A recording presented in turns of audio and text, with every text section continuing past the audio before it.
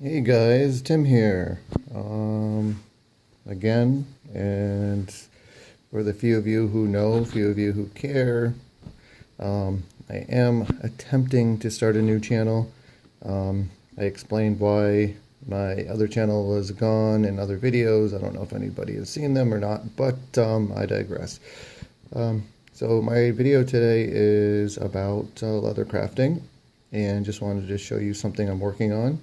This is a template for a clutch purse that I got from DG Saddlery, which is Don Gonzalez's website. He's got a couple like wallet, shape kit, stuff like that for sale, and I decided to purchase the pattern pack and for his clutch. Now, when I say pattern pack, I mean the it's the PDFs for cutting out your basic parts you need to assemble a clutch purse or a wallet or whatever, and it is very helpful. He does also provide some artwork. However, if you have seen any of my other videos, you know that I am very big on coming up with original designs. In fact, this is kind of my purpose for most of my other crafting videos, is to inspire people to kind of come up with their own style, meld some techniques that you see from this guy and from that guy, and steal your own art. What I mean by that is be inspired by others and come up with your own. So my first clutch that I made from his pattern pack is right here. This is actually the first time I ever did a zipper, so I really appreciate Gonzalez's the way he's set up his zipper mount. I guess I don't know what you would call that piece right here. And it was super easy to do. I was a little intimidated by it, but it worked out very well. So, get this. Hard to do things one-handed. And I lined it. Did a little braid work there. And the tooling and carving is all original work. So yeah, I think it came out pretty well for my first attempt. And I'm going to try and make another one because a lot of people that I know now are like, oh, I really want one of those, particularly the women. So this was the artwork I did for the first one. As you can see, I chose this one instead. I'll keep these and maybe reproduce them. And for this one, I really wanted to try to attempt to do something that was indigenous, particularly to South America. I was born in Colombia, so I like to try to do tribal looking, native looking type things. And this is what I came up with here. As you can see, I'm working on another one up here. It's very, very rough. The bottom one came out pretty well. And, I tried to incorporate some floral because I really like the way that type of stuff flows with a serpent, which is something I also like to draw. And so far, so good. Here's my first, actually I've never done a basket weave before.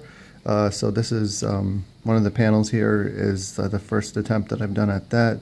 As you can see here, there's a couple that are off color, a little off center, so it's not perfect. I'm thinking about redoing this.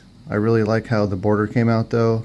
This is actually a border stamp that I made on my own using files and a screw, and I just love the way it comes out. I'm actually going to have to go back in my mind in case this wears out someday to try to figure out how I made that, because I really, really, really like that stamp. I use it a lot often. Because then it brings an original aspect to your stamping as well.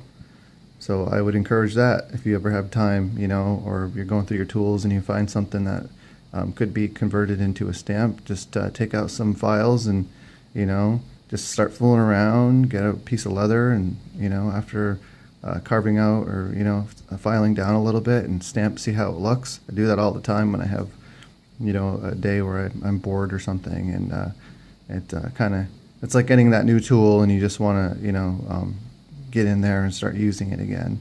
So it gives you a little bit of inspiration and motivation.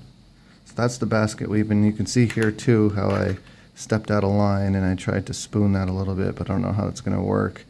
I don't know. I'm still up in the air about using this. And it's not like this is horrible, and it's not like I can't use it. And when I do the stitching, it'll probably hide that a little bit, but I know it's there, so it might bug me enough where I'm just going to go ahead and make another panel. And here is my carved design. And I hate to sound so douchey when I say original, but I like to, you know, have like original artwork. So someday, you know, when I get good enough and, you know, maybe have a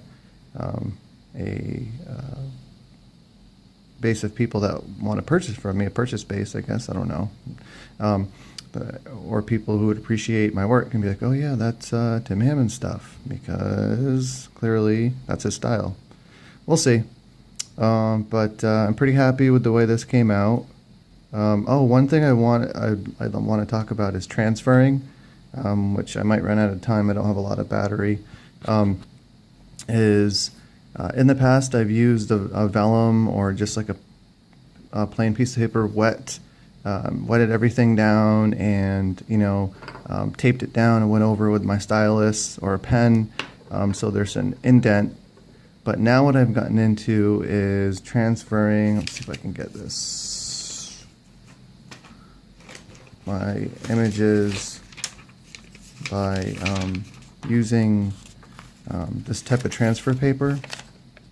And it's, you know, got the sheen on one side and, you know, this rougher side on the other. And what I'll do is with my drawing, I will tape it upside down and go over it, and the graphite will have been lifted from my drawing.